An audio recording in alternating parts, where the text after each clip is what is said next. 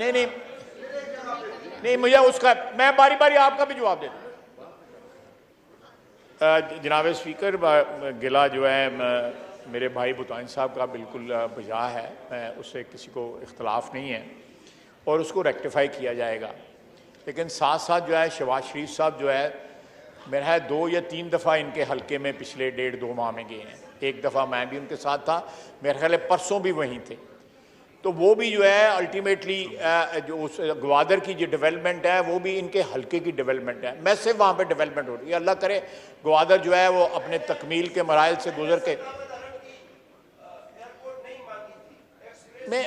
मुझे मौका दें सर, नो क्रॉस मेरे टॉक। भाई, मुझे मौका दें, नहीं मुझे मौका दें sir, no cross talk, address the chair. मेरी पूरी बात तो सुन ले प्लीज प्लीज, मैं आपसे ख्वाजा साहब, please you address the chair and let there be no cross talk in the house. मेरी बात पूरी सुन ले, मेरी पूरी बात सुन।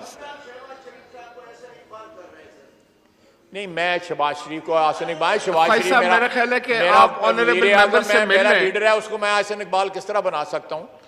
लेकिन मैं जो कोताही है मैं उसको, मुझे अभी याद साहब ने कहा है कि रात को मसला ये सेटल हो गया है, लेकिन स्टिल मैं समझता हूँ कि भूटानी साहब के इलाके का, बलूचिस्तान के बाकी इलाके का जो है वो रियासत जो है वफाक के ऊपर बहुत हकमंद है।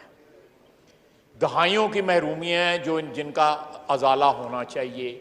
मैं बार बार इस मसले के ऊपर बोलता भी हूँ, बल्कि नाराज़गी का इजहार भी जो है कोयटे से वक्तन फ़वक्तन जो है मुझे पहुँचता रहता है।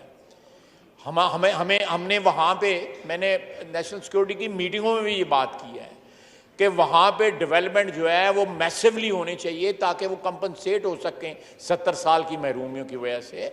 मैं इनके साथ हूँ इस इशू के ऊपर, बिल्कुल इनके साथ शाना बिशाना खड़े होकर वहाँ की डेवलपमेंट के लिए लड़ूंगा, चाहे वो ग्वादर हो या कोई और हिस्सा हो बलूचिस्तान का जहाँ पे डेवलपमेंट नहीं हुई, जहाँ पे जो है लोगों के ग्रीवेंसेस हैं, सियासी ग्रीवेंसेस हैं, डेवलपमेंट के ग्रीवेंसेस हैं, बहुत से ग्रीवेंसेस हैं, एक अंबार है वहाँ पे ग्रीवेंसेस का। ये बात बिल्कुल जो मेरे भाई ने कही है 100% दुरुस्त है, बल्कि मैं उसका स्कोप जो है वाइडर कर रहा हूँ। उसका स्कोप सिर्फ ग्वादर तक नहीं रख रहा या इनके हल्के तक नहीं रख रहा, तमाम हल्कों में जो है लेके जा रहा हूँ। बलूचिस्तान में ये हुआ है, ये हमारी तारीख का एक अलमिया है और इस अलमिये की जो है करेक्शन करने की ज़रूरत है और इसमें वफाक का मेन रोल है, चाहे वो हम वफाक में हो या कोई भी वफाक में हो, अदरवाइज ये जख्म जो है रिश्ता रहेगा। बहुत बहुत Khwaja Sahab, I would suggest के भूटानी साहब is a very senior member of this house, तो आप बैठकर इनसे ये मामलात जो है ना खुद एज ए पार्लियामेंट्री लीडर जो है वो देख लें। जब पीटीआई के साथ थे हमें अरबों रुपए मिले, हम खुदा की कसम से वहां खुश थे। 2 वोटों पे हुकूमत है, इतनी मगरूरी अगर 10 वोटों पे होती तो आप तो किसी को खंगालते भी नहीं। हम सर पीटीआई के साथ थे इत्तेहादी, किसी वजह से, किसी की मोहब्बत में, किसी के प्यार में हम इस तरफ आ गए। जरदारी साहब से मेरी मुलाकात हुई, बिलावल साहब से, हमने कहा जी मुझे ना वजारत चाहिए ना ओहदा चाहिए, कुछ नहीं, मुझे इलाके के लिए डेवलपमेंट चाहिए। जरदारी साहब ने एहसन इकबाल को कहा, जरदारी साहब की उसने नहीं मानी। शहबाज शरीफ साहब की मेहरबानी, उसने 3 बार एहसन इकबाल को कहा कि जी असलम भूटानी मेरे पास दोबारा शिकायत लेके ना आए। फिर भी जब किताब छपी, पीएसडीपी की कोई स्कीम नहीं थी। फिर जब पीएम के सामने एहतजाज किया, वहाँ भी एहसन इकबाल साहब जज्बाती हो गए, सरदार अयाज सादिक मौजूद थे, वो गवाही देंगे। फिर सर जहाँ से नॉर्मली टेलीफोन आते हैं उनको मैंने रिक्वेस्ट की कि भाई अगर आपके टेलीफोन में अभी कोई वज़न है तो ज़रा एहसन इकबाल को कहो। तो फिर जाके उन्होंने मेरी स्कीम रिफ्लेक्ट की। सर ये इलेक्शन साल है, इलेक्शन में हमने लोगों के पास जाना है। अब सर अगर 40 करोड़ की आप स्कीम देते हैं, 8 करोड़ उसकी एलोकेशन करते हैं, तो ये 5 साल में कंप्लीट होगी ना। पता नहीं 5 साल बाद मैं इलेक्ट होकर आता हूँ, एहसन इकबाल आते हैं, किसकी गवर्नमेंट आती है, कौन है।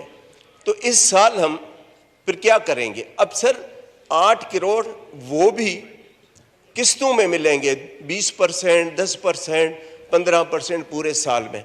अब आप बताएं कि इलेक्शन में अनसर्टेनिटी होगी, कौन सा कॉन्ट्रैक्टर आके ये काम उठाएगा कि जी मैं 40 करोड़ का काम उठाऊं और ये मुझे किस्तों में 8 करोड़ मिलेंगे। वो भी आखिरी साल में ये किस्त काट देते हैं। सर, जब पीटीआई के साथ थे हमें अरबों रुपए मिले, और न सिर्फ मिले बल्कि 100% एलोकेशन थी जो आखिरी साल एहसन इकबाल ने काट दी, और फिर एहसान किया कि मैं आपको पैसे देता हूं। मैंने कहा जी ये तो वो देकर गए हैं ना, इसमें आपका कौन सा एहसान काट के दे रहे। फिर कहते हैं कि जी जो कॉन्स्टिट्यूएंसी फंड है पीएसडीबी में जिसकी स्कीम होगी उसको नहीं देंगे। तो सर हम इलेक्शन में कैसे जाएंगे? हम खुदा की कसम सर वहाँ खुश थे, ये जरदारी साहब की मोहब्बत में आ गए। ख्वाजा साहब आप सुने और शहबाज शरीफ तक ये बात पहुँचाएं। सर ये 2 वोटों पे हुकूमत है, इतनी मगरूरी अगर 10 वोटों पे होती तो आप तो किसी को खंगालते भी नहीं। सर आप प्लीज़ इस तरह करें। और ये सर मैं तो बोलता हूँ लेकिन जितने इत्तेहादी हैं सबके साथ यही रवैया है। कुछ शराबत में नहीं बोलते हैं लेकिन हम सर नहीं कर सकते। तो सर ये नाइंसाफ़ी है। मतलब अब जरदारी साहब ने 58 आदमी आपको करके दिए हुकूमत बनाने के लिए। शहबाज शरीफ साहब से गिला नहीं है, वो हद से ज़्यादा इज्जत करते हैं।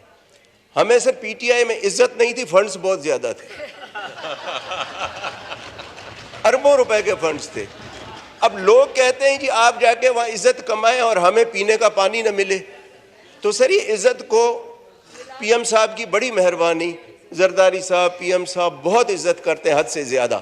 लेकिन सर आप इनको बुलाएं एहसन इकबाल साहब को, नहीं तो सर ये 1 साल रोज़ाना मैं असेंबली में एहतजाज करूँगा ताकि मेरे लोग सुने कि क्या हो रहा है। और ख्वाजा साहब और सरदार अयाज सादिक साहब बैठे हैं। सरदार अयाज सादिक को पता है कि क्या हमने बात की, फिर भी उसने नहीं डाली, फिर टेलीफोन करवा के डलवाई और फिर भी उन्होंने लॉलीपॉप दिया 20%। अब आप बताएं कि इस तरह तो हुकूमतें नहीं चलती है ना।